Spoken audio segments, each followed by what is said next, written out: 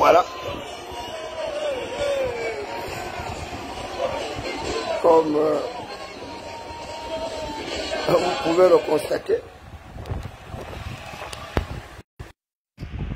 Comme vous pouvez le constater, lors de mon direct tout à l'heure, la journée, je disais que le chef de l'État allait en France au cours d'une visite invitée par les autorités politiques françaises.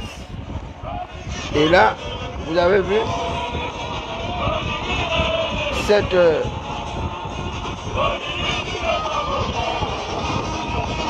voilà, donc ça, ce sont des Gabonais.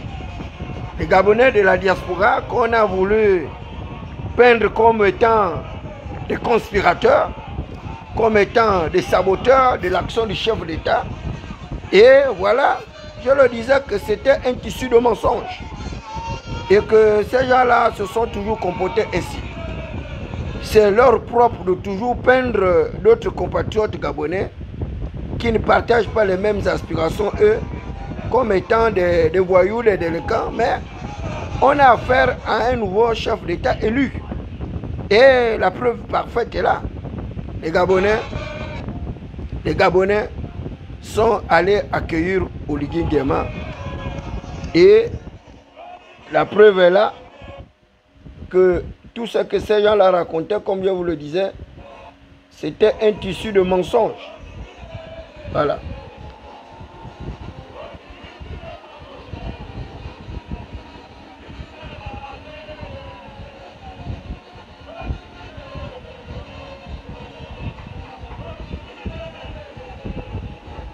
Voilà.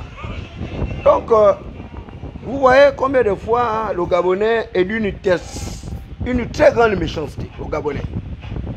Voilà des gens qui ont envoyé au chef d'État des faux bureaux de renseignement, susurrant que le chef d'État allait être victime d'une cabale, d'une tentative d'humiliation par un certain groupuscule de Gabonais, et que certains de ces Gabonais auront reçu de l'argent pour boycotter l'action du chef d'État. Et d'ailleurs, certains avaient peur de Bruno Ben Moubamba et votre frère le docteur Mengara, qui étaient également en train de faire leur communication depuis le 25, je crois. Ils ont fait leurs assises où ils discutaient justement du processus démocratique ou électoral à venir de notre pays.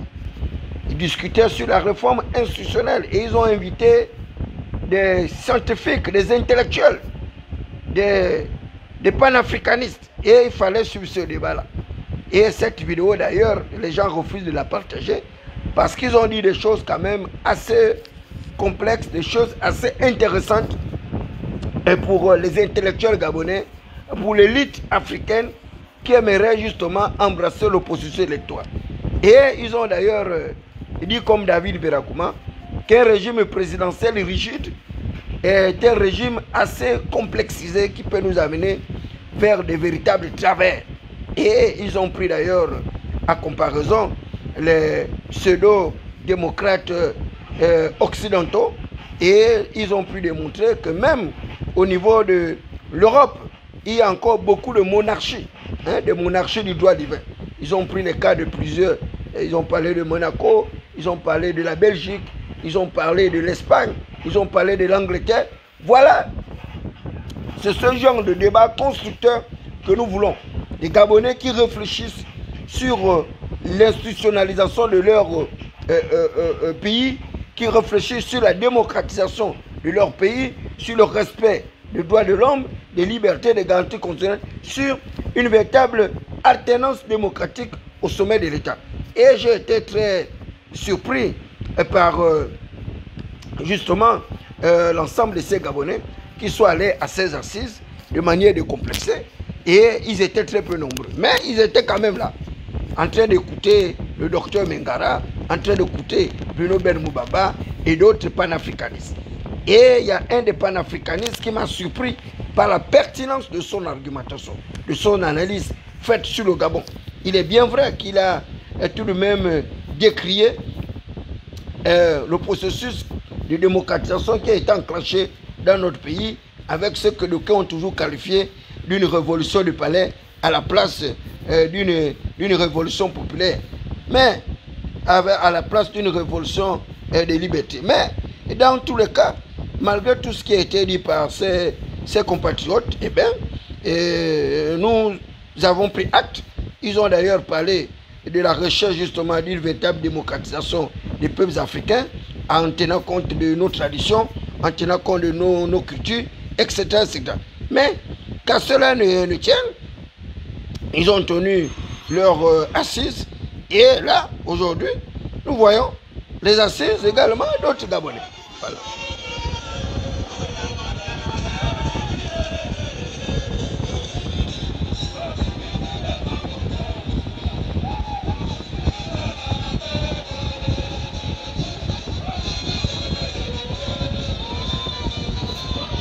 Voilà, donc là, vous avez d'autres compatriotes gabonais avec leur psychologie, avec leur psychiatrie, qui sont allés accueillir le chef d'État, le président de la République gabonaise. Et c'est ça que je vous disais, que vous soyez en France, en Belgique, au Congo, un peu partout, si vous êtes gabonais, mais vous devez reconnaître que nous n'avons pas deux chefs d'État.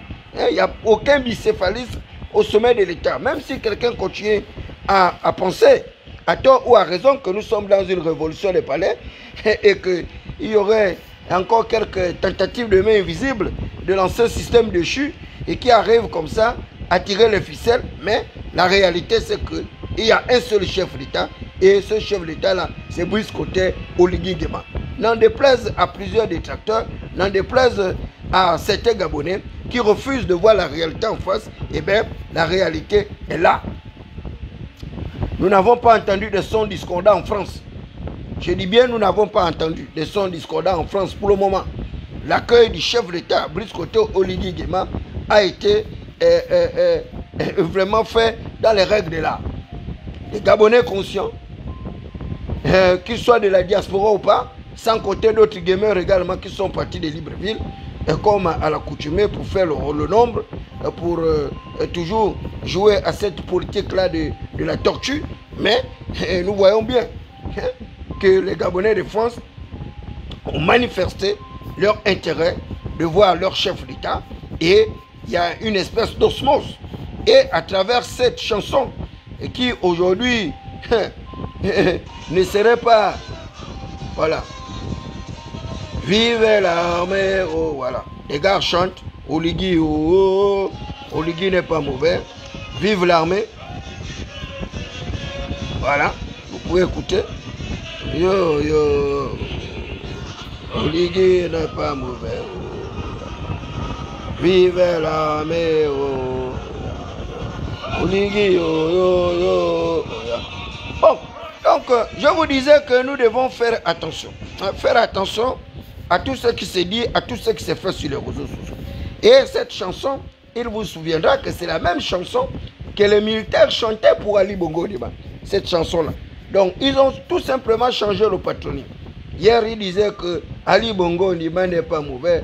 Ali Bongo n'est pas mauvais. Vive l'armée. Oh. Vous voyez, c'est le même refrain. Donc, ils ont pris le même refrain. Ils ont tout simplement chanté et changé le patronyme. Donc, à la place d'Oligui, et qui n'est pas mauvais, à la place d'Ali, et qui n'était pas mauvais pour eux, c'est désormais Oligui Nguema. Voilà. Donc, je vous disais que c'est un peu ce que nous regrettons. Hein? Cette tendance-là vers toujours un même Kounabilisme, avec une même sonorité, avec les mêmes acteurs, avec les mêmes méthodologies, avec les mêmes... je ne sais même pas comment qualifier ça. Voilà une occasion que les Gabonais de France ont tenu à ne pas manquer. Ils ont tenu à ne pas manquer. Ces Gabonais de France que je disais, cette diaspora qui avait beaucoup donné, qui s'est beaucoup battu pour la libération du peuple gabonais, qui s'est beaucoup impliqué dans le processus de recherche de l'alternance de notre pays. Et ces Gabonais avaient été clairs qu'ils avaient fait de leur combat Ali Bongo Ondimba comme la seule alternative, comme le seul homme avec le système Bongo PDG qu'il fallait démanteler. Bon, aujourd'hui, c'est Oligui Nguema qui a pu réussir à démanteler une partie du système Bongo PDG, mais la tête de proue, Ali Bongo Ondimba, est bel et bien parti du système. Il est bel et bien parti justement de pouvoir. Et je viens d'ailleurs de lire également un autre document, une autre interview qui a été accordée par Ali Bongo Ondimba au journal France Afrique. Ali Bongo Ondimba le dit clairement qu'il n'a plus l'intention de revenir au pouvoir, mais il comprend tout simplement qu'il a perdu le pouvoir et qu'il a été victime d'un coup d'État, voilà, d'un de ses fidèles, mais et qui s'arc-boutait sur la recherche justement de la libération de son épouse avec son fils. Donc Ali Bongo Ondimba, je vous le disais également, ne changera pas. Hein? Il est resté avec la même mégalomanie du pouvoir. Il n'a pas compris que l'atmosphère a changé. Il y a un véritable nouvel homme fort aujourd'hui qui est Brice Côté Oligui Nguema. Et cette visite en France va permettre également à Oligui Nguema de continuer à progressivement légitimer son pouvoir au sommet de l'État. Donc la France également doit être une caution morale, une caution de la gouvernance politique, économique et sociale de notre pays, compte tenu des intérêts quand même assez particuliers de la France. Eh bien, Oligui Nguema va progressivement vers son installation de manière définitive au règne du pouvoir de notre pays. Donc, pour ceux qui aimeraient également faire en sorte que le processus de démocratisation qui a été enclenché également depuis août 2024 puisse s'accélérer et s'achever dans de bonnes conditions, eh bien, c'est à eux également de se préparer. De se préparer comme le fait déjà un autre ancien cadre soutien d'Ali Bongo Ondimba, que je vois actuellement sur le terrain, en train d'affûter sa formation politique. Et d'aucuns me disaient, mais pourquoi est-ce que Franck Nguema est sur le terrain alors qu'on a suspendu le parti politique? Oui, on a suspendu les partis politiques légalement constitués, mais on n'a pas interdit la création des partis politiques. On n'a pas interdit justement la création des associations à caractère politique. On n'a pas interdit l'exercice justement des associations. On n'a pas interdit de manière comment dire, de manière normale l'interdiction des syndicats. Mais où sont les syndicats aujourd'hui? Où sont les associations aujourd'hui? Les associations de défense des droits de l'homme, les associations de défense des libertés et garanties constitutionnelles, les associations de défense du pouvoir d'achat des populations, de la lutte contre la pauvreté et l'exclusion sociale. Il n'y a rien. Il n'y a rien. Tout le monde est revenu à l'uniformisme que nous avons combattu. Tout le monde est revenu à la standardisation de la pensée que nous avons combattu. Tout le monde est revenu au conformisme que nous avons combattu. Il n'y a plus de différence entre le système antérieur que d'aucuns ont qualifié de système monolithique, de système archaïque, de système précambien, avec ce que nous sommes en train de vivre progressivement. Donc, pour ceux qui ont les ambitions de pouvoir, eh bien, le pouvoir actuel est entre les mains d'Oligui Nguema. Donc, si vous voulez également participer à la conquête du pouvoir, eh bien, il vous faudra attendre août 2025 pour affûter votre stratégie. Mais pour les analyses politiques, pour les prévisionnistes électoralistes comme David Berakoma, je vous le dis, une campagne électorale se gagne longtemps en avance. Et même Brice Côté Oligui Nguema, là où il est là, même lorsqu'il m'avait reçu, je le lui ai dit que mon frère, je sais que vous avez les ambitions de vous porter candidat à la tête de notre pays, mais vous êtes en retard. Parce qu'une élection ne se prépare pas en un an. L'élection ne se prépare même pas en 2 ans. Nous avons vu le cas de Jean-Ping Okoka, qui a préparé l'élection présidentielle pendant plusieurs années. Nous avons vu le cas de Père Paul Mbabé Solo à l'époque d'Omar. Mbabé Solo avait fait le tour du Gabon à 9 reprises. On a vu le cas de Jean-Ping également. Il a fait le tour du Gabon, je pense presque à 2 reprises. On a vu le cas de Guy Djoubandama. On a vu le cas de Damon qui avait fait le tour du Gabon. On a le cas d'Oligui aujourd'hui qui est en train de faire le tour du Gabon, mais avec beaucoup de retard. Avec beaucoup de retard dans l'agenda. Ne pensez pas que août 2025 est loin. Nous sommes à une année charnelle de l'élection présidentielle. Donc, il faut que des mécanismes puissent être véritablement mis en place dans les techniques, dans les politiques d'identification des électeurs, dans le processus d'encadrement et de structuration de ces électeurs-là, malheureusement, tout le monde est dans l'euphorie. Tout le monde est dans l'euphorie et le matériel didactique que j'aurais dû recevoir par le chef de l'État, d'après l'instruction qu'il a donnée concernant le QG de David Mberakouma, eh bien, je n'ai jamais reçu ce matériel-là, alors que avec mon matériel, étant un révisionniste électoraliste, un prévisionniste, eh bien, je me serais déjà préparé progressivement pour l'élection justement de mon bienfaiteur en août prochain. Donc, les gens ne comprennent pas le processus électoral. À l'époque de Omar, nous allions en campagne 2 années, 3 années avant. Et c'est la même chose que je disais à Ali Bongo Débat avec les petits collégiens du palais, avec leur secrétaire général qui ne comprenait rien de ce que c'est que le PDG, sa structuration, son idéologie et autres. Et à la fin, nous nous sommes retrouvés dans une catastrophe électorale. Je voudrais donc attirer l'attention de tous ceux qui gravitent autour de Brice Koto Ligigema, que le pari n'est pas gagné d'avance. Je dis bien, le pari n'est pas gagné d'avance. Il vous faut multiplier des efforts. Il vous faut multiplier des politiques publiques pour pouvoir aider les populations à avoir accès à des minima sociaux. Aider les populations à atteindre les fondamentaux avec succès.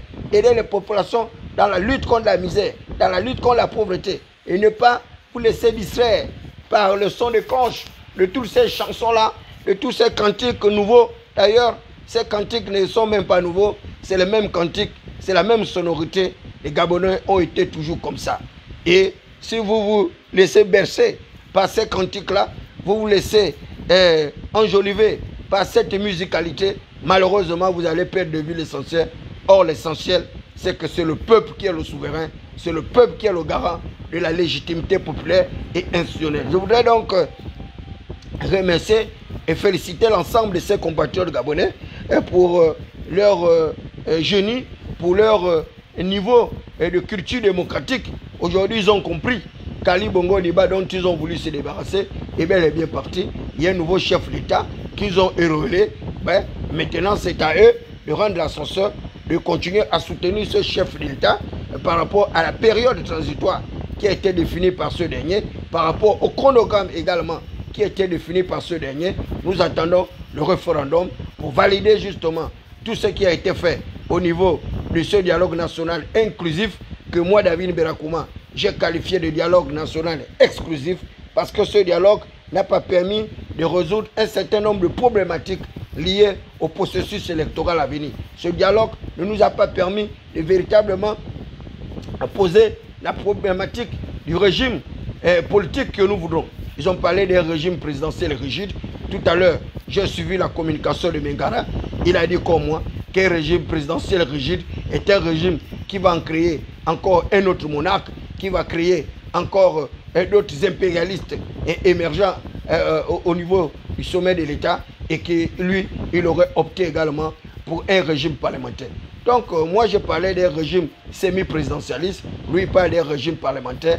Lui, il parle également, comme moi je le disais, d'arriver à un véritable contrôle, justement, au sommet de l'État, d'arriver à une espèce de séparation de pouvoir, comme l'énonçait Montesquieu dans l'esprit de la loi, pour que le pouvoir seul puisse arrêter le pouvoir. Mais dès lors que le pouvoir ne peut pas arrêter le pouvoir, et que ce soit le pouvoir pour le pouvoir, eh bien, malheureusement, le pouvoir absolu, comme le disait un grand auteur constitutionnaliste, que le pouvoir absolu rendait absolument fou, et que c'est le pouvoir absolu qui amène dans la mégalomanie, c'est le pouvoir absolu qui vous entraîne dans des véritables névroses psychotiques, et c'est le pouvoir absolu qui entraîne la convoitise, l'appétit gourmand, et à la fin, vous ne pouvez plus vous défaire justement les amarres de ce pouvoir-là, et vous vous retrouvez enfermé, incarcéré dans ce pouvoir, parce que le pouvoir, eh bien, vous encode un certain nombre d'avantages. Les avantages est que vous n'obtiendrez jamais lorsque vous n'êtes pas un membre du cercle influent du pouvoir. Donc, tous ceux qui arrivent à être dans le cercle influent du pouvoir, eh bien, ils se sont toujours éternisés au pouvoir, ils se sont toujours battus dans leur conservation de leur pouvoir. Et c'est pourquoi, à l'époque, Brice Lakush Alianga disait qu'il fallait arriver à la lutte contre les privilèges indus, les privilèges patrimoniaux, les privilèges familiaux, pour arriver à faire en sorte que le plus grand nombre de compatriotes gabonais puissent bénéficier de ce qu'Ali Bongo Ondimba parlait, la prospérité partagée. La prospérité partagée consiste en une justice rétributive, en une justice distributive, à chacun selon ses métiers, à chacun selon ses compétences, mais également à chacun selon ses besoins. Parce que il y a des Gabonais à part entière, des Gabonais qui ont plusieurs handicaps, des Gabonais qui ont plusieurs difficultés. Il y a, parmi ces Gabonais-là, vous avez les chômeurs, vous avez les indigents, vous avez les malades, vous avez également tous ceux qui souffrent d'un handicap. Or, toutes ces personnes sont de plus en plus marginalisées à l'heure actuelle. Il n'y a personne qui arrive à porter une attention particulière pour ces personnes-là. Ces laissés pour compte sociaux, ces marginaux, ces exclus de la croissance économique, ces personnes vulnérables, les retraités, mais également les personnes âgées. Donc, c'est tout un processus. Gouverner, c'est toute une stratégie. Gouverner, c'est tout un code de communication, un code de fonctionnalité pour que le plus grand nombre ne puisse pas laisser au carreau. Or, avec l'euphorie générale actuelle, je vois bien mal les gens arriver à des espèces de rattrapage. Tout le monde se retrouve progressivement dans la soupe et les sons non discordants, eh bien, ils arrivent à être dilués dans cette foule-là et nous sombrons progressivement vers le populisme ambiant, nous sombrons progressivement vers des chants comme par le passé et nous sombrons vers le kounabélisme.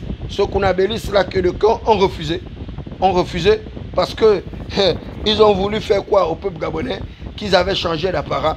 Mais moi, David Mberakouma, j'ai été clair. Moi, je continuerai à faire le kounabélisme en soutenant l'action de Brice Clotaire Ligirima, mais je le ferai dans les règles de l'art. Je ne serai pas un perroquet kounabéliste irréfléchi, irrésolu, qui va entraîner le chef d'État vers la mégalomanie du pouvoir, vers le populisme, en s'éloignant progressivement de la base, c'est-à-dire de la population. Non, il s'agit pour nous d'aider le pouvoir public, d'aider les autorités politiques de notre pays vers une certaine actualisation justement de la gestion des ressources humaines, techniques et financières de notre pays. Tout à l'heure, j'ai également suivi la communication d'un membre du ministère de l'économie et à travers sa communication, je reviendrai demain parce qu'il a dit des choses assez compliquées. Il a parlé justement de ces primes-là qui sont toujours payées au ministère de l'économie, certainement également au ministère des Mines, certainement également au ministère soit dit de souveraineté, les ministères soit dit producteurs des biens et des richesses. Malheureusement, nous au ministère des Affaires étrangères, ça fait 3 ans, nous n'avons plus reçu un seul clopet depuis le départ du ministère des Affaires étrangères du perroquet national, c'est-à-dire Alain-Claude Biebidze.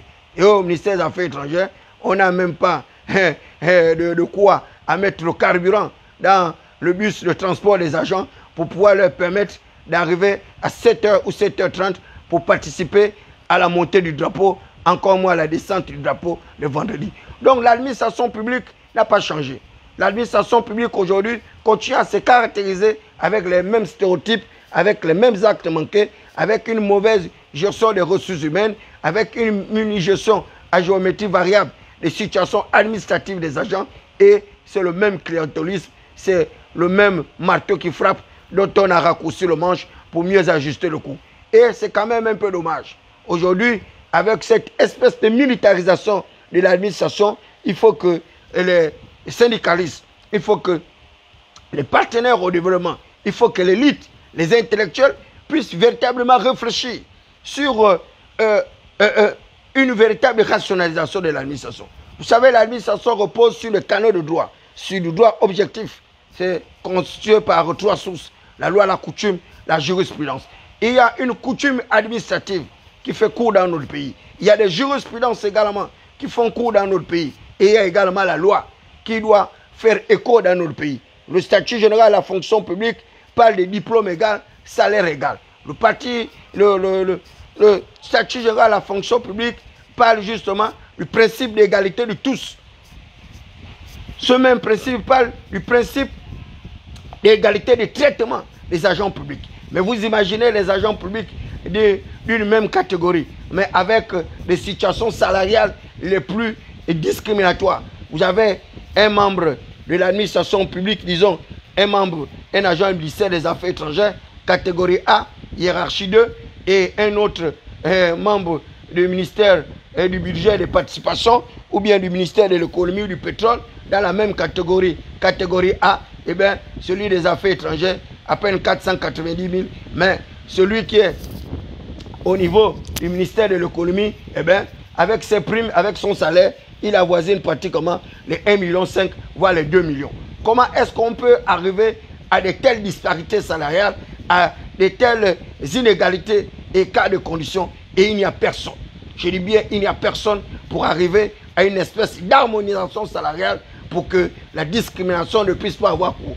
Hier, par le passé, et les gens avaient de l'amour, disons, pas l'amour, de l'appétit d'être appelés diplomates, de chercher à intégrer le ministère des Affaires étrangères. Aujourd'hui, je vous le dis, si vous faites les bonnes études, si vous voulez gagner de l'argent, si vous voulez vivre dans le confort, dans la luxure, si vous voulez que vos enfants apprennent dans les établissements IP pour qu'eux également, ils deviennent des dirigeants de demain, de grâce, ne cherchez pas à intégrer les affaires étrangères. Allez-y au ministère de l'économie, allez-y au ministère du budget et de participation, allez-y au ministère des mines, du pétrole, allez-y là où il y a des fonds communs, allez-y au niveau de la direction générale de la marine marchande, parce qu'au ministère des Affaires étrangères, eh bien, vous n'auriez aucune possibilité pour vous de pouvoir éclore votre journée, de pouvoir bénéficier justement du coût des avantages comparatifs, du fait que vous aurez fait des études pour bénéficier d'une bonne qualité de la vie. Vous seriez comme David Berakouma, un marginal, un laissé pour compte sociétal, sans chaise, sans bureau, sans rien, sans argent, sans aucune possibilité d'évolution de la carrière. Et lorsque vous allez vous plaindre de ces inégalités sociales, eh bien, vous allez courir le risque d'avoir votre salaire coupé, certainement d'être emprisonné, et vous allez vous retrouver comme ça, bâillonné. Mais moi, je l'ai toujours dit, moi, David Berakouma, j'ai choisi d'être syndicaliste et je mourrai syndicaliste. Je ne changerai pas. Et j'irai contester même au ciel. Je porterai une plainte au tribunal d'exception et dans le corps céleste au niveau du ciel pour dire à Satan de venir se présenter devant Dieu pour que Satan puisse nous expliquer qu'est-ce qu'on a fait sur terre pour mériter un sort de plus enviable, alors que les gens qui n'ont pas les mêmes diplômes que nous, les gens qui n'ont pas le même cerveau-serveur que David Berakouma, les gens qui ne sont pas frappés du sceau du savoir et onction de la faculté, arrivent comme ça à nous narguer avec des cerveaux atrophiés, des cerveaux pétrifiés, des cerveaux essoufflés, des cerveaux qui sombrent dans l'apoplexie, des cerveaux qui n'ont rien à voir avec des véritables leaders qui puissent débattre des véritables problématiques de développement de l'heure, qui puissent débattre des véritables enjeux, justement, de la transformation des cactus de nos villes et villages pour pouvoir les transformer en pôles attractifs de développement. Et c'est vraiment dommage et regrettable. Là, vous avez la première manche de cette visite du chef d'État, de son arrivée en France, cette France métropolitaine, cette France négrière et esclavagiste qui a toujours auréolé les dictatures au sein des pays de l'Afrique francophone. Cette France qui n'a jamais aidé les peuples africains de sortir d'une espèce de monarchisation du pouvoir, de sortir d'une espèce de prévarication des populations, de sortir des mauvaises conditions de vie dans lesquelles sont plongées les populations. Donc la France, qui est un partenaire privilégié du Gabon, est également celui-là qui est à l'origine de la souffrance vécue par le peuple gabonais. Donc il s'agit également de redéfinir les caractères des relations bilatérales de nos pays entre la France et le Gabon. Il faut arriver à redéfinir de nouveaux cercles décisionnaires de pouvoir pour que le Gabon également puisse tirer profit du coût des avantages de son exploitation pétrolière, son exploitation minière, parce qu'il n'y a pas de raison.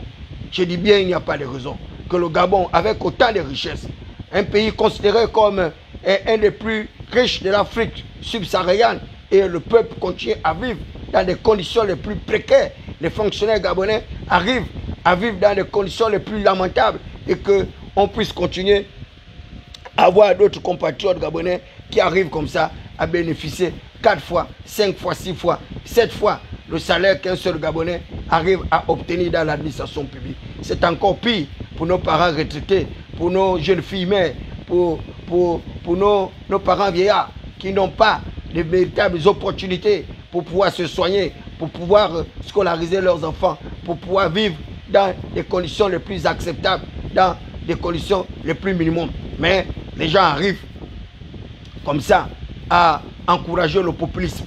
Ils arrivent comme ça à encourager la discrimination sociale. Ils arrivent comme ça à encourager justement la marginalisation de certains Gabonais qui ne chantent pas leurs cantiques et leurs louanges mortifères. Alors que le Gabon, c'est notre meilleur atout parce que nous avons toutes les opportunités.